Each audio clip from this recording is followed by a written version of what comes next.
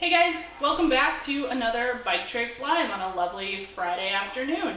Today we are going to be talking about the state of the bike industry and what's going on with everything. Why the delays? Why the pre-orders? What's up? And so my special guest today, the guy with all the answers, Roshan Thomas. I don't have all the answers, but I'm not special, so yeah, sure. Oh, also, no masks. That's a plus, I guess. That's a new one. You guys always ask, hey Shannon, take off your mask. Hey guys, what's with the mask? The province we are in is working on easing restrictions. We are both double vaxxed and still taking precautions by being 6 feet apart, hence the kind of awkward angle we're sitting at, but you know, for safety. So this is what the bottom half of my face looks like. All right, so as usual, if you have any questions about the topic we're discussing, please go ahead and throw them in the chat. Alex will send them to me here for me to ask. But we're gonna hop right in. So we haven't prepped for this, so don't mind the ahs and ums and everything else that comes out of my mouth. All right, yeah, I didn't pre-ask him any of the questions, but honestly, I think a lot of these are ones you will have heard before. We did do kind of an update on what the shipping procedure in the bike industry, at least for us here at Biktrix, looks like about a month or so ago. It was one of our early lives. And so this will kind of be a recover of that and maybe a little more in-depth and a bit of an update. So to start with, what's up with the wait times? What's with the delays? Yes, so this is a question that's been answered by several companies and several people, including us. It turns out that this is not just a Biktrix problem. This is a problem across the industry, not just our industry, but across a wide variety of industries. So essentially what's happening is when COVID hit, Asia, a bunch of factories canceled a bunch of their planning and all of that stuff, thinking, oh, this COVID's a disaster, we don't want to sit on supply. Because if you know, in Asia, it's very atypical for a company that's a factory to stock their goods. Most of them operate just in time. You know, they want to make something, they get the order first, and then they order the parts and make them. Now the issue is that they have to order some parts in advance, but because of COVID and everything that was going on in the world and the uncertainty that was around most of the manufacturing industries over the last year or so, a bunch of these factories cancel all of their orders. So they're like, well, we're just gonna sit on the side of caution. We're not gonna order and sit on a bunch of inventory. So we'll just cancel all of them. Lo and behold, some industries e-bikes, biking, outdoor activities, any of the outdoor stuff, people buying new cars and automotive and buying a lot of things that a lot of industries have seen sales that are much higher than what it was before or that was predicted, right? Like e-bikes were always predicted to be growing, but nobody expected this COVID to be like fuel to the fire and just boom, everybody wants an e-bike now. So fast forward now, because of that, what's happening is that all of our orders get pushed. So essentially what that means is that manufacturers, so these are big companies like Shimano, Tektro, SRAM, Bafang, there are very few number of manufacturers that make specific bike stuff. So for example, derailleurs, and if you look at the derailleurs, chains, cassettes, shifters, there's only a handful of companies in the world that make them that are good to use. There are some no-name ones that make some, but we don't use them because they're not suitable for our customers or our use case. So the handful of ones that we all know of and that we've heard of is SRAM, Shimano, and now the ones that are coming up Sunrace. They weren't that big into derailleurs and stuff, but now they're huge because we're not able to get Shimano or SRAM, so they're going down to Sunrace. Microshift, another small player that used to make basic kind of sets, are now making the higher end stuff because there's a demand and there's a gap in the market that they're able to fill. So there's four, and then there's Box Components, which is a relatively small component manufacturer. Now the thing is, with all of these guys right now, when you speak to them, they're looking at delivery times of over 600 days. So what that means, Tektro, for example, we just got our supply of brakes now. We had ordered a bunch of spare brakes and for upgrades and stuff. We placed this order last April and we just got them in now. Actually, they've just been shipped, so we haven't got April them. 2020, not April 2021. Yes, April 2020 is when we ordered it. They were supposed to be here in October 2020, but that got pushed, and now we're in like July 2021, and the brakes have just left Taiwan. Now the thing is that imagine a world where we had held on a bunch of bikes, saying, "Hey, we're gonna wait for these brakes." Essentially, all those bikes would have been delayed like crazy. Now this is just one thing, and then when you talk to Tech Pro, they're like, you can place your order now for more brakes if you want. We can deliver to them probably by August 2023. So, this means that companies like ours, where previously we could decide on a spec, jump on get a bike made, anywhere from like idea to get the first one made and a bunch of them produced in like 90 to 180 days, now we're looking at 12, 16, 24 months. Now the problem is that we're not used to planning this way, and not many companies are used to.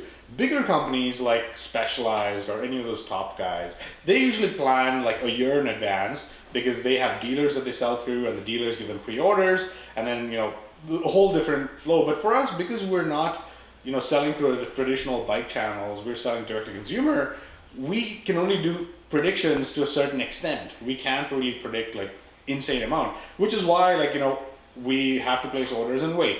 Now the thing is that we place orders, constantly we're placing orders, and we placed orders last year. I think the shipments that are coming in now were the orders that were placed with our factories in like February, March last year, and some that are in like June, July last year is what's shipping now.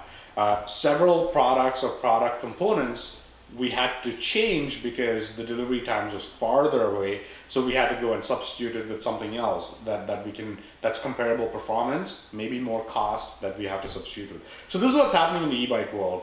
But apart from that, the logistics world is also going through a crazy. Yeah, let's touch on shipping for a second, because I've had folks be like, well, can't you guys just throw more money at it? Why does shipping take so long? Why don't you just do X, Y, or Z? Why don't we just throw more money at it? Well, I wish I could just throw more money at it, but the part of the problem is that we've taken pre-orders, and with pre-orders we tell customers, hey, here's what you can get and here's what you pay, and usually what you pay is lesser than what we would sell it for full price when we have it in stock, just to incentivize you to pay for that bike and wait during the time to get delivery. Now what's happening is that during this wait period, we could get a container from, say, Shanghai or Taiwan from Taipei to Vancouver for about $2,500 to $3,000 US. This is a 40-foot container, costs about $3,000 US, and that's like not including customs and all that stuff. But this is just the freight charge from the port in China or Taiwan to the port in Vancouver. Right now, we just got like 4 containers land, I think a couple of weeks ago, and the going price right now, the amount that I paid for them was roughly about $16,000 for one of them, and the other one was $18,000. Now, the thing is, you might ask, like, well, why do you have to pay so much of a price? Well, the thing is, right now everybody's bidding for these containers, right? So if our agents tell us, hey, here's the price, $18,000, you can get a container next week. If not, we wait. Now the thing is, if we wait, we don't know when we'll get a next container. So it basically is going to the highest bidder, and we have to pay the higher price to get them in time. And also there are situations where even though we tell them, hey, we're willing to pay you 18, they'll still put us in a queue, and sometimes they don't get it because Costco has sideswiped it, or somebody else, some big player has sideswiped that container and said like, yep, sorry, we don't have any containers for you small players, we have it just for the big guys. So really, we have been throwing money at it, but that's not always the most effective in this current climate. Yeah, we have been throwing money at it, but not like throwing money foolishly at it, in which case, like, a lot of companies do that, right? They're like, oh, let's put all the money here and just get the bikes out to him. And then 100 people get their bikes and the remaining 900 don't. Like, we're not, stupid. We're not doing that. We have to find that balance where it makes business sense and it makes consumer sense, right? Like, of course, if you bought a bike now and we told you, hey, we're going to ship it tomorrow, and you wait 8 months, that's unacceptable. But that's not what we do. What we essentially do is we say, hey, here are the bikes, and when we know a date of when the bikes are leaving from Asia, we add a buffer to it. We add 3 weeks, 4 weeks to it and say, hey, for example, we know that a container is going to be here with the best estimate going to land April 1st. We're going to say, hey, pre-orders open, bikes are going to ship mid-May.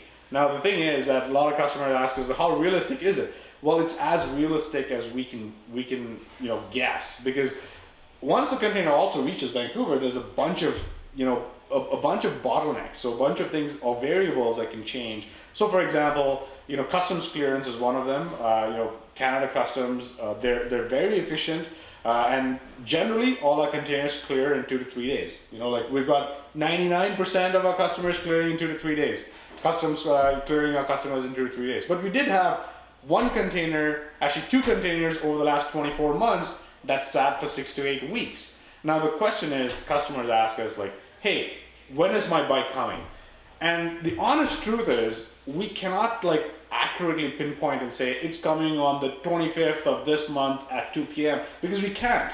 There's so many variables. So we tell them, well, it's on the way, it's hitting the port, it's clearing customs, or it's cleared customs, or whatever. Now, a lot of customers think that, or a lot of people ask us like, oh, well, if it's in the port, you should know when you're delivering it. Well, we still can't, because worst case is really bad. Yeah. And the chance of happening in worst case is like, well, 2%, but it's still 2%. Like, not zero. It can and has happened. And anything over 0, like being an engineer, I cannot just say like, oh yeah, it'll just clear, right? Because even in my mind, I know there is a 2% chance that it can get stuck in customs for 8 weeks. And we don't want to go back and tell customers, hey, you're getting a bike next week, it's in Vancouver, and the next week go over and say, hey, not yet, or repeat that whole thing for 8 weeks. Yeah, and I know sometimes folks have felt like maybe that is how it goes, because we do put those pre-order estimates like bike's gonna ship in April, and then that gets changed to May. Well, does that mean the one that I said was coming in April is gonna come in May? Sometimes it does, and we're working and providing the most up-to-date information and being as transparent as we possibly can. So we do try to keep that website like up-to-date with the most up-to-date information. And you can actually check out on our website, if you go across the top, I think it's under Learn More, there's a blog. You're going to want to start watching that space. Roshan's actually been posting shipping and timeline updates there, because that is something we'd heard about a lot. Well, why didn't you tell me it was delayed? Why don't you send so many communications? Why don't we? Well, part of the thing is that the update that we have is that we have no update, we're just waiting, right?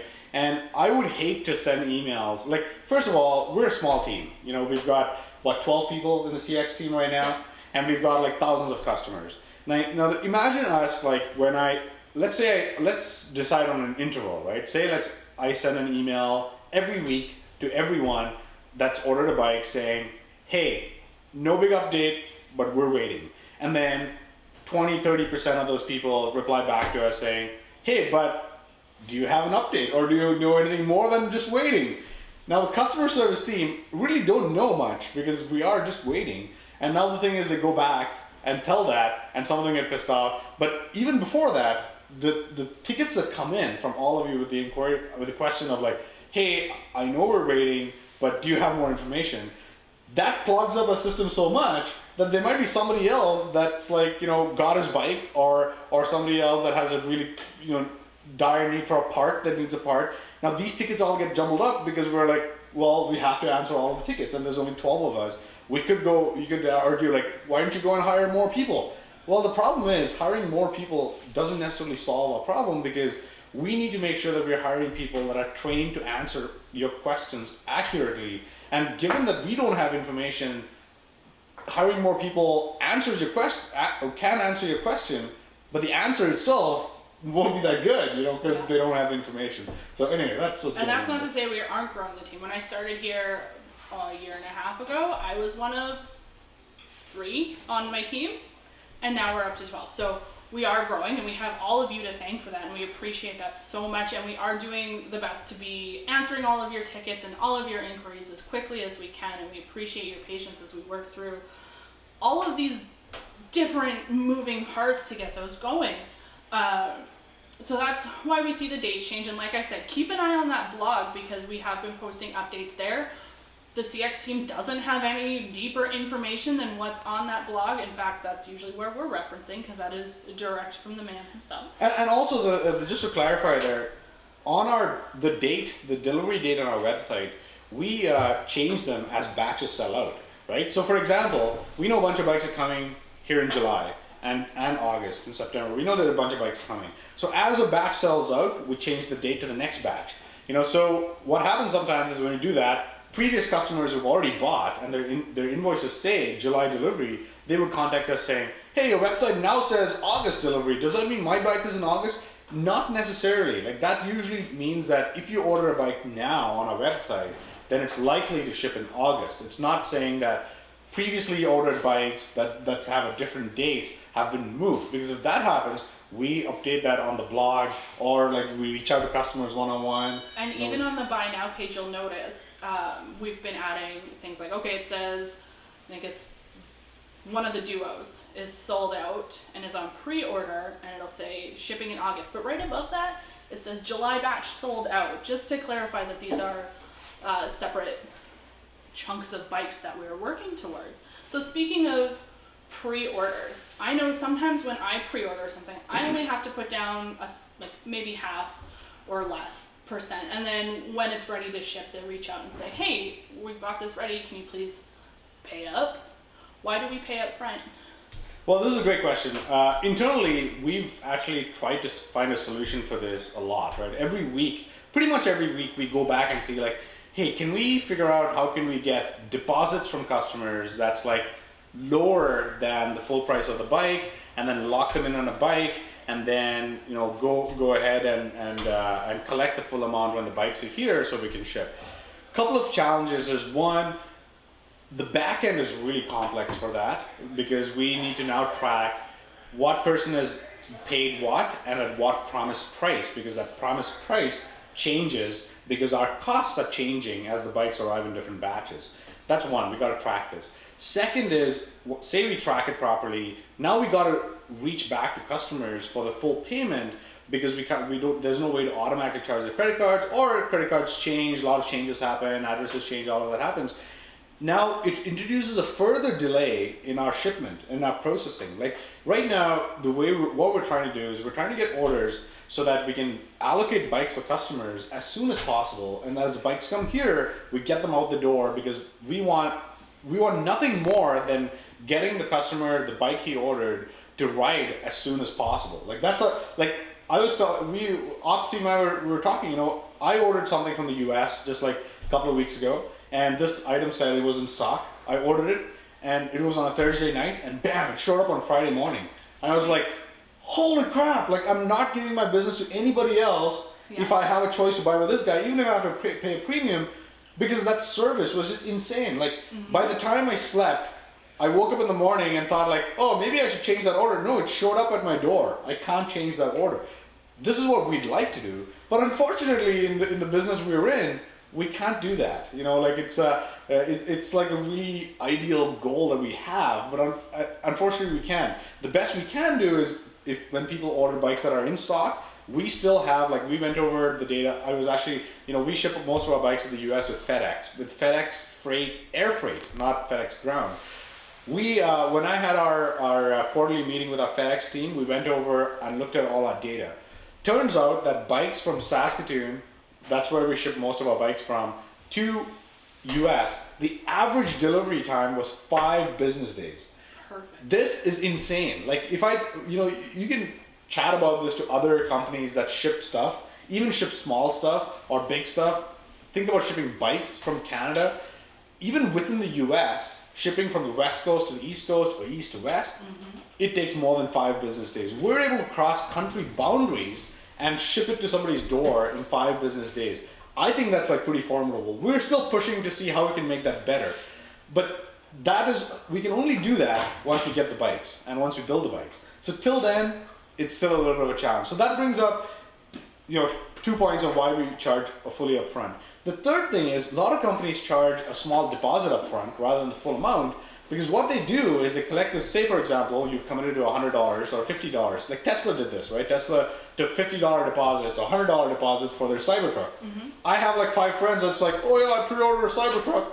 I'm like, yeah, but are you gonna buy that Cybertruck? What did you pay for it? It's like a couple $100, $100. Now the thing is, it's great for Tesla because they can use that as leverage with their bank, saying, hey, listen, we've got pre-orders for $1 billion worth of Cybertruck because people have put $200 down.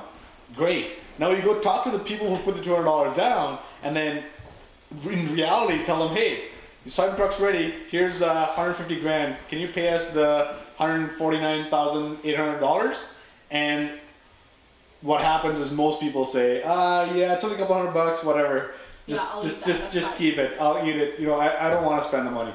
Now this is a problem, right? Like in our business, because these bikes are hard commodities to get, and we're putting a lot of effort in building these bikes, we don't want to, like, it's going to be a lot of pain if we have to like delay bikes further by allocating payments. Oh, he paid. Oh, he did not pay. Oh, he changed the color. All right, which is on top of all the things we already do, and it just makes it way more complex. And this is the reason that we ask for upfront payment. And the good thing with paying upfront is, like, for example, our Indiegogo bikes, we sold a bunch of those Hub Duos. I think the first batch on Indiegogo sold for $13.99 with like $100 shipping free, like $14.99. My landed cost on that now, because of the delay and because of all the thing, our landed cost is barely that. It's like we're barely breaking even on that. But the thing is, to make perfect business sense, if I was just a shrewd businessman, I would just go to Shannon and say, hey Shannon, all those pre-orders that we took for $14.99, because our cost is like $14.99 now, just go cancel all of those guys, because we can sell these bikes for like $28.99 now, right? Or $25.99, whatever the price is, which is much greater than $14.99. And the thing is, the reason we don't do that is because we've committed to it. We are committed. We've made a commitment to the customer saying, hey, give us your money, trust us with your business, and we will deliver your bike with all of these specs within, with an estimated delivery time of this period. Now, delivery time, of course, it's getting pushed out a little bit because there are things that are beyond our control. But what we can control is our commitment that we've made. And a commitment is, we will give you this bike for this amount of money. So this is why, like, even when I speak to whoever else that's in business, they're like, well, if you're paying more, just charge the customer more, right? But we decided not to do that. We decided to eat that cost because that's a commitment that we've made for our early adopters that have paid so much money and trusted us with it.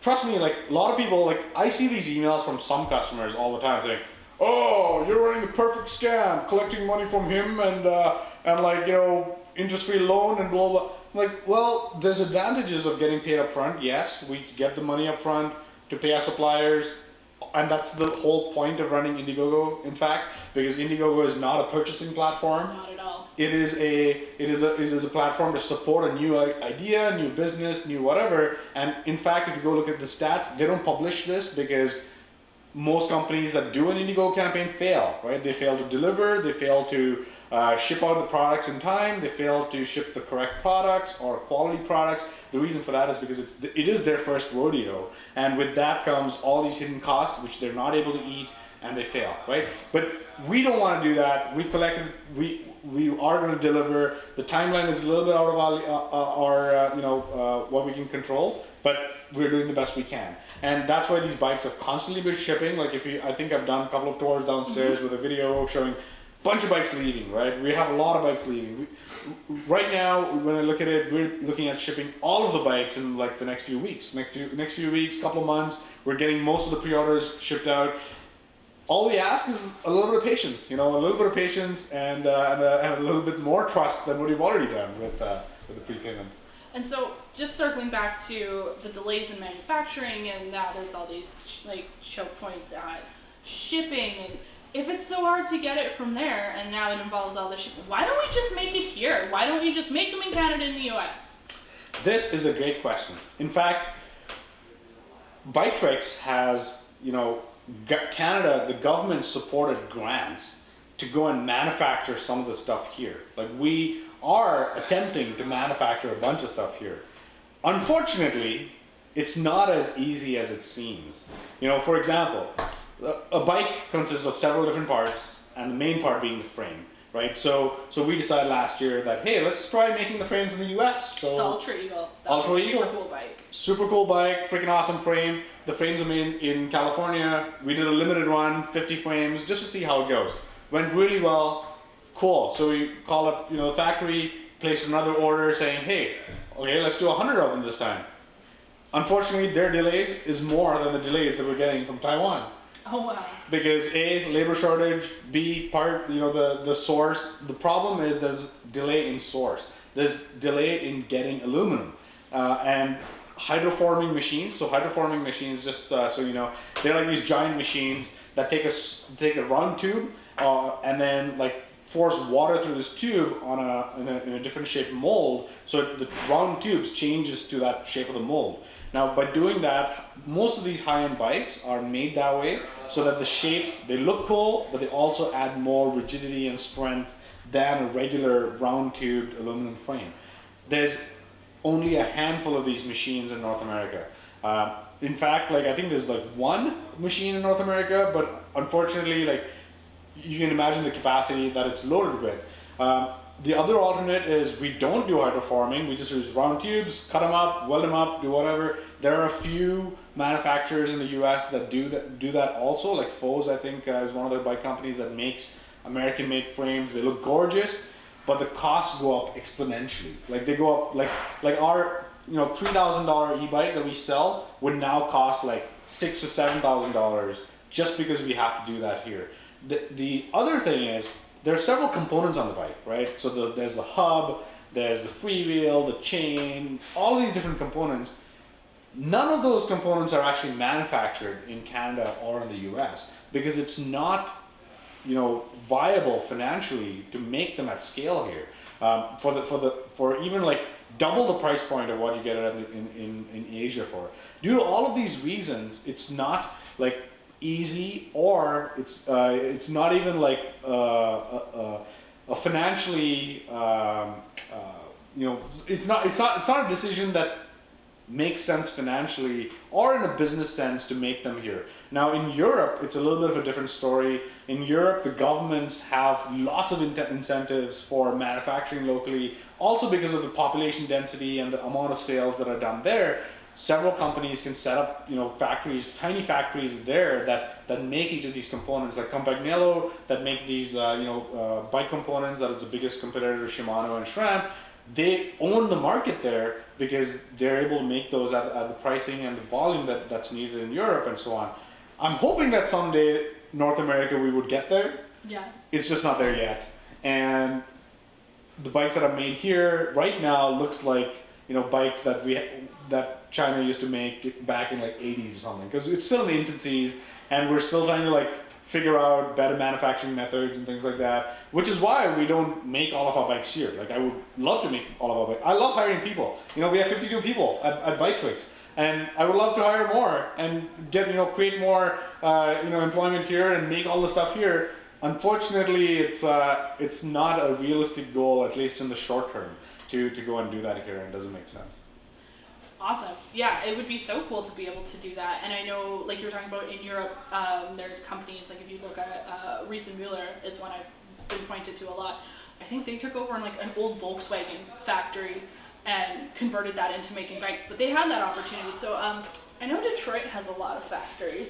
So anybody in that area, if there's just a spare factory around, maybe you want to take that on yourself and see what you can do. Just an opportunity, just putting that out there. Yeah, we're open. We want to work. We want to create employment. We want to make awesome products that we can support locally and control. Like, trust me, a lot of people think that, oh, these guys just get stuff made in China. It's like easy.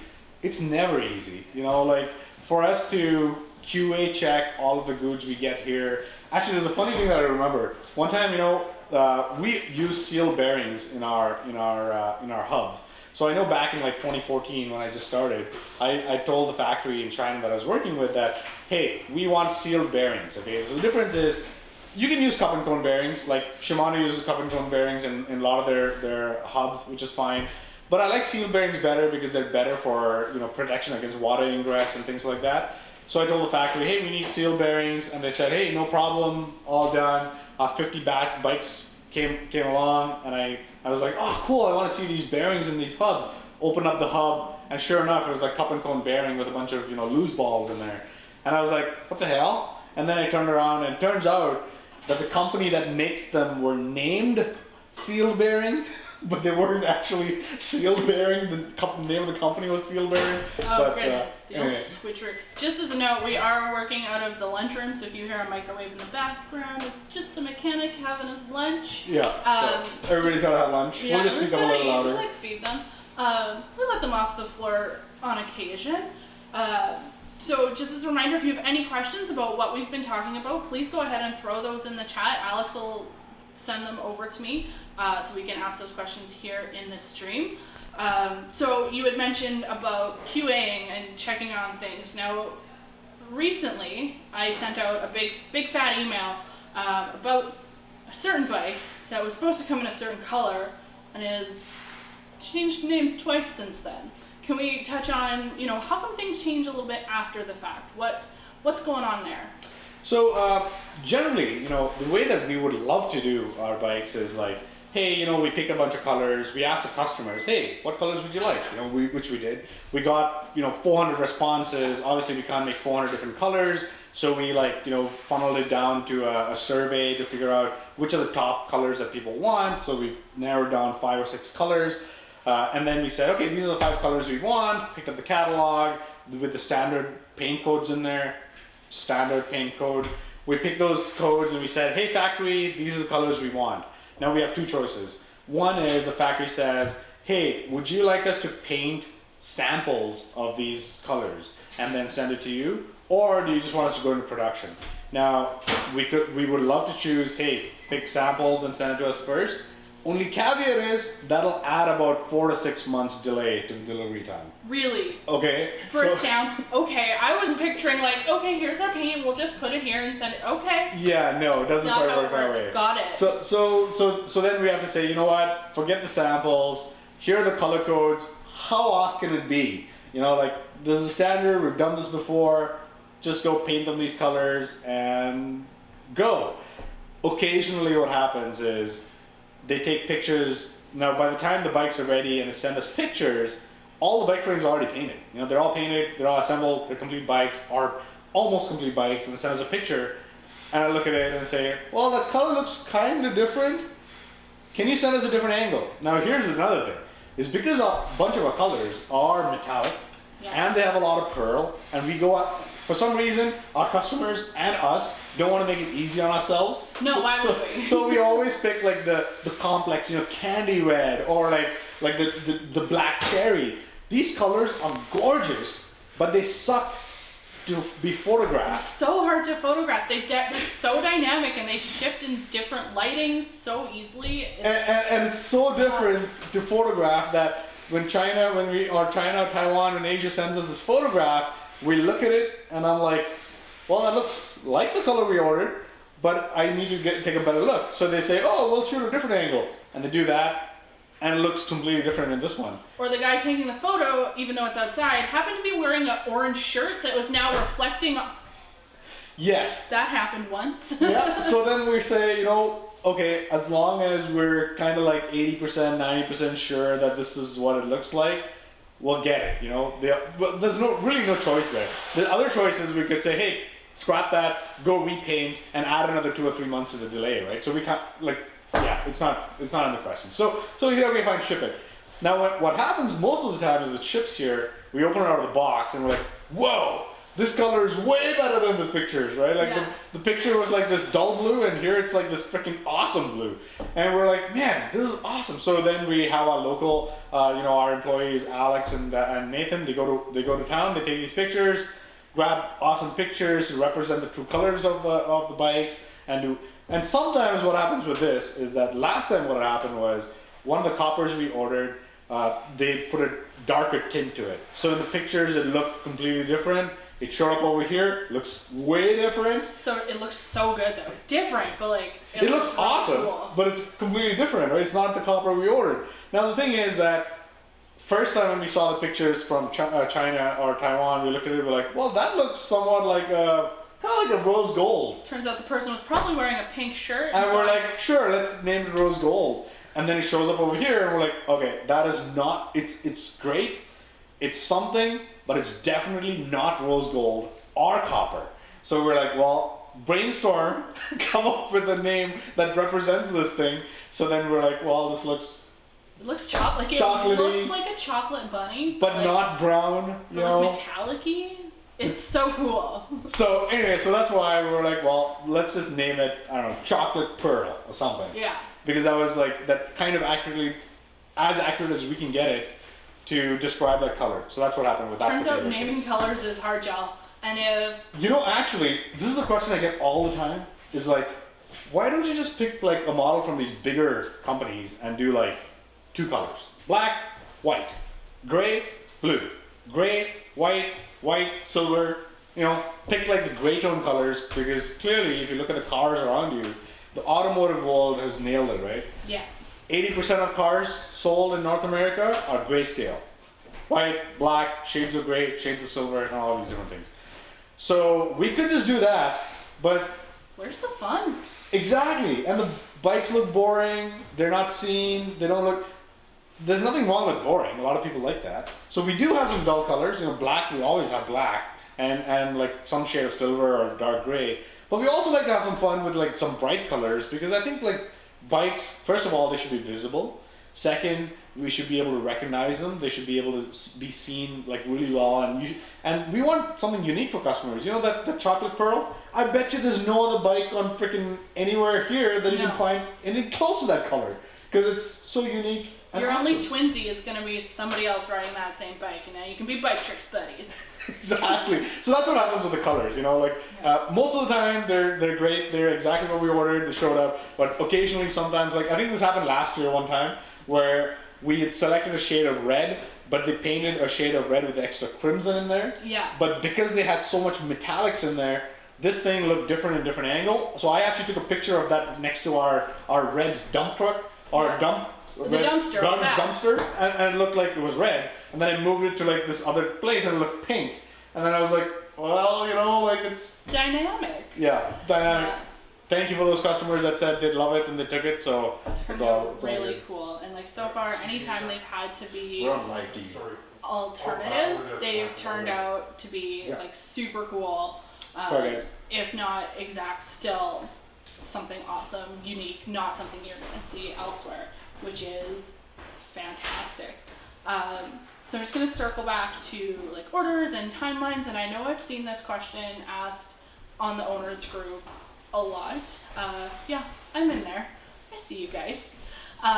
Though I'm the only one who responds, like actively. Not quite. I've seen Tyler and others. Yeah, But yeah. I am in there. I am reading things and staying looped in.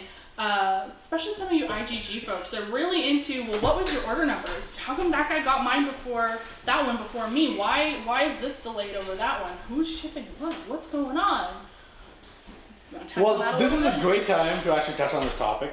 Now, most owners group, you know, when you buy a T-shirt or when you buy a simple product, it makes sense. Or actually, the perfect example is when you apply for immigration in a new country. I know this because you know, I've helped several people with you know, who wanted to apply for things. All of these applications are processed in the order they come in, right? So Shannon placed an application, I placed an application, she placed before me, bam, 1, 2, and we all have orders. Order numbers are similar for products that are in stock. So if you have bikes in stock, assume that all of our bikes are in stock and we're shipping out all the same bikes, like a bunch of our competitors, which is what they do. Then yes, the guy who's order number 100 can ask the guy who's, when the order number 50 says, hey, my bike just shipped, the guy in order number 100 can say, oh great, so I'm just 50 spots behind, so I should be good. And then order number 75 says ship, and it's safe to assume that everybody else before that got the shipment also. Unfortunately, or fortunately, we're not selling standard bikes that are the same to everyone. In fact, when we go back and look at our inventory of any, even just pick like the duos, there are like 80 different variants of the same bike. You know, of course the customer doesn't see this, right? Because think about it this way, the bike has 2 frame sizes, 2 frame styles, step over, step through, 5 colors each, and then with 26 by 4 wheels or 27.5 by 3 wheels. Or even 24 by 4. Or 24 by 4 wheels in some of them. Now when you add all these put together, that one bike is actually like 80 different bikes. And that's before you get into optional upgrades like the Magura brakes or bigger range extenders or the A-bars or the Armageddon light or the Penny. There's so many awesome things to upgrade and change that's going to play into your timeline. Exactly. So it could be that, you know, Shannon's bike is like whatever number 100 and I am number 200, but the guys between 100 and 200, like, you know, 101 to 199 ordered all different whatever spec bike and they're waiting, or they all ordered the same bike, but this guy in 200 ordered a bike that was easier to ship and that was in stock. So now we just basically process that order before the other one, because it doesn't make sense to hold an order that we can ship, because what's our goal? Our goal is to ship out bikes as soon as we can. Now, the other challenge also is when we're getting shipments coming in of bikes, they don't all ship at the same time, because that would be chaos. And that would be unmanageable, at least for us. Maybe bigger companies do it, they probably don't. But the problem, imagine like if we get 6,000 bikes here tomorrow, bam. And we're like, well. Where would we even put them? Exactly, There's we so can't, many. you know, because we can't build a facility to be, you know, to house 5,000 or 6,000 or 8,000 bikes, because we don't have 8,000 bikes at all given time. And so these bikes ship in batches. Now, what do batches mean? Every container fits 100 bikes, 120 bikes, if they're like a different size, maybe 130 bikes. Now, these 130 bikes are not all the same. They're some of the 80 variants of this one particular bike or some other bike. Now, the thing is, when these containers come in, we get 1, 2, 3, 4, they constantly come in. We can't go through these containers in the same order as the orders came in, because the containers don't have bikes that represent the orders that are coming in. But what they have is they say, okay, here's a container, all blue bikes and all small with this wheel choice or this wheel choice. Now what we do is we go through the orders and look at all those who have ordered that particular variant of bike in whatever order, pick those orders, bam, process, get these bikes out the door. If we have spare bikes, then we reach out to some other customers who've told us, hey, I'm not too picky on color, but I am picky on my frame size. I want 18.5. I don't care much about the color. Wheel size, I can do with either, but I prefer a 26. So now we would reach out to them saying, hey, we got some of these blue ones available in this color, in this size, with this wheel. Do you want it? Now the guy might say, sure, I'll take it. And then bam, his order is processed. Or they might say, well, I would take it, but I need these other wheel sets. Then we would say like, well, we'll have to wait because we want to see if we can get those wheel sets. Because remember, unlike previous times, I can't just log into, you know, Live to Play Sports, which is a Canada-wide distributor, or QBP, Quality Bicycle Products, or, you know, any of or like HLC, and all these guys are like distributors for Shimano, SRAM, like big companies. I can't just go to them and say, buy a rim, buy a wheel, build this wheel, ship it. We can't do it because they don't have stock. So now we have to like say, okay, hold on, let's move to the next one, and then we got to process them. What does this result in? This results in orders being shipped out that are not representative of the order in which the order numbers are. So that's why like on Facebook, you know, I love this group because people talk to each other, they solve each other's problems, you know, they share their rides, which means motivating others. Recently we saw a couple of people lose like tens of pounds riding these bikes. Yeah, you guys have been doing fantastic. Freaking awesome, you know, sharing pictures of places that I've never been to, I've never heard of, and then it's a great community. But with that comes that because this group also has me and Biktrix as a representation, sometimes this group is being used in the wrong way. You know, like customers saying, hey Roshan, can you fix this? Well, I don't know if I can. You know, like there's a channel for that. You contact the customer support team. Shannon and her team of like, you know, 12 other people are waiting there, looking at their email, refreshing every freaking minute to see if there's somebody they can help. So that's the channel. Or some people ask like, this is not shipping. When is this shipping? Well, the other owners have no idea. You know, like maybe there's a guy in the owners that says, hey, my order is 100, you're 101, so it should be shipping soon. But like I said, not necessarily. So that's why those questions should go to support. I appreciate the guys, you know, on the group that say, hey, this question should be for support, not in the group. I know that a lot of times there's also a bunch of like back and forth and not so nice talk going on. Usually when like somebody, you know, bashes Biktrix or bashes whatever, and then other people come to defend. Now the thing to remember is, anytime there's an argument made, so the argument could be made as Biktrix is the worst company on earth. There are people that are going to agree with whatever points they've got with their experience with Biktrix, and there are going to be some other people that disagree because they love our brand and they've been treated really well and all these different things. There's always going to be that. Like, this doesn't have to be just about Biktrix. This could be about anything. Any topic you pick, there's going to be yes and no, masks, vaccines, whatever, right? But the thing is that a lot of people think that, oh, Biktrix deletes all the negative comments and leaves all the positive. That's not necessarily true. That's not true at all. In fact, the only comments that get deleted are the ones that get reported for bullying, or reported for like being mean, or reported for whatever. Now, of course, there are some people that have unrealistic expectations being in the group. And unfortunately, you know, we strive to make people happy, but we can't make everybody happy all of the time. We can make everybody happy sometime, some people happy all the time, but it's really hard to make everybody happy all the time because the expectations are unrealistic.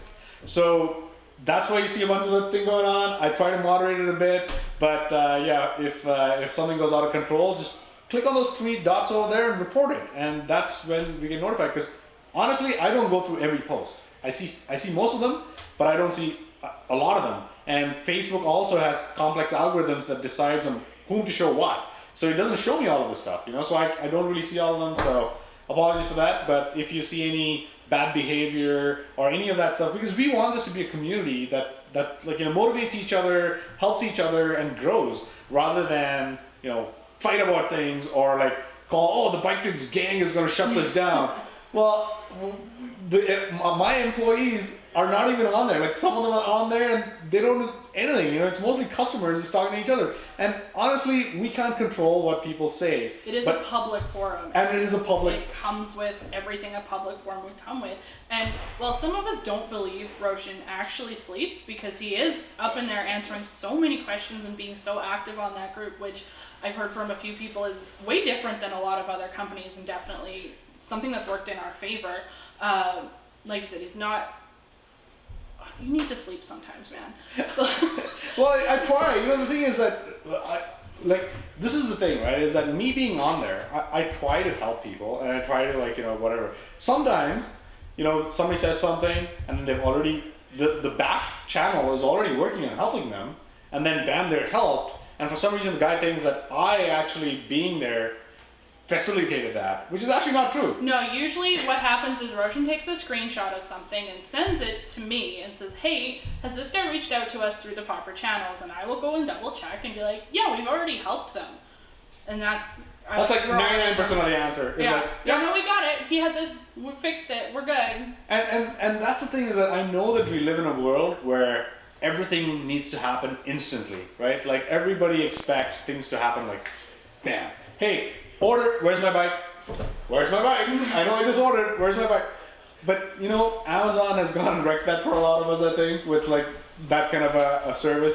But unfortunately, we're not Amazon, you know? Not. And we don't want to. And we really don't want to be Amazon, right? And we don't want to, like, we're not one of those stores. Like, if you wanted that instant gratification of getting a bike, I tell people, like, a lot of times on the forum when they're like, if I order a bike, I want it now. I'm like, well, you should go to a bike shop, give the guy your business, pick a bike that you like right there, because, you know, you can get your bike instantly. Assuming they have any. If they have any. Yeah, exactly. You may not get exactly what you want, but they might have some that you can get, you know? Mm-hmm. So if you want that instant kind of a gratification, you should totally do that. And we have nothing against bike shops. They do a great job. They, you know, help service bikes. They help move bikes. They get a lot of people riding bikes. So yeah, we try to send people to bike shops as much as we can. And that's one of the unrealistic expectations, is that, hey, if I order now, the bike should be at my door tomorrow morning. We can't do that. And if you expect that, I'm sorry, but you should not give us your business. You know, you should just take it to somebody that can. And probably the bike shop next door is the guy that can do that for you. And for those of you who have decided to give us your business and are cool with waiting and been so awesome and like understanding with all of the stuff we've been talking about today, all these delays and like the different things going on in the industry right now, like, you're supporting like a family-owned business. Like, just like, we're not a big conglomerate of like faceless people, which is awesome. And so you are supporting just like real people doing hard work to get you up and riding, which is super cool and not something that's super common in an industry like bicycles or any sort of what are words? Anything online. Entertaining, like not even just like online, but like adventure, recreation. That's the word. It's warm in here today. It is pretty warm. Yeah, we're sitting Recreational facing this window, and get the Alex best turned light. off the fan because so you can hear he us. can hear us a little bit better. So, and I know there's a myth that a lot of people think that, oh, aren't you from India? I'm like, dude, that doesn't matter. I still feel just as hot as everybody else. So, yeah. Yeah, anyway. so we're just getting to the end here. So Alex hasn't sent me any questions. Have you guys got anything for me? We're good? Awesome. Okay, so I think that pretty much covers the topics we were looking in for today. So just to circle back, in a perfect world, ordering a bike and us being able to get our stock and supply should look like a simple A to B to C Click order, flow chart. order prints here, we take the However, bike, and we ship it out.